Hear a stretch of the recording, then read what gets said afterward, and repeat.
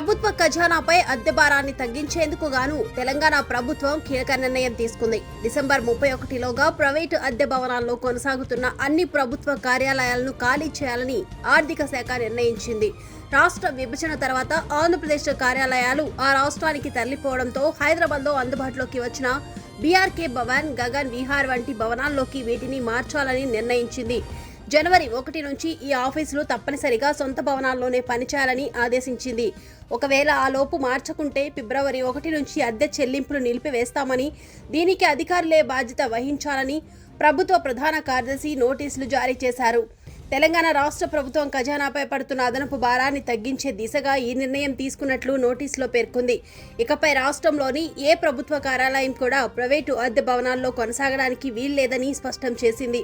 ఈ మేరకు రాష్ట్ర ఆర్థిక శాఖ ప్రభుత్వ ప్రధాన కార్యదర్శి ఆదేశాలిచ్చింది. డిసెంబర్ 31వ తేదీ తుది గడువుగా నిర్ణయిస్తూ కొత్త ఏడాది నుంచి పరిపాలన అంతా సొంత భవనాల్లోనే సాగాలని ఆదేశించారు. ప్రభుత్వ నిర్ణయం కేవలం ఆదేశాలకే పరిమితం కాకుండా కఠినమైన ఆర్థిక నిబంధనలు కూడా విధించింది. డిసెంబర్ 31 లోపు ప్రైవేటు భవనాలను ఖాళీ చేసి అందుబాటులో ఉన్న ప్రభుత్వ కార్యాలయాలకి మార్చాలని తేల్చి చెప్పింది. ఫిబ్రవరి 1 నుంచి ప్రైవేటు భవనాలకు అద్దె చెల్లింపులు నిలిపివేయాలని ఇప్పటికే ట్రెజరీ విభాగానికి సర్క్యులర్ జారీ చేసింది. గడువు దాటిన తర్వాత కూడా అద్దె భవనాల్లోనే కొనసాగితే ఆ అద్దెను సంబంధిత శాఖాధికారి తన వ్యక్తిగత ఖాతా నుంచి చెల్లించాల్సి ఉంటుందని హెచ్చరించింది.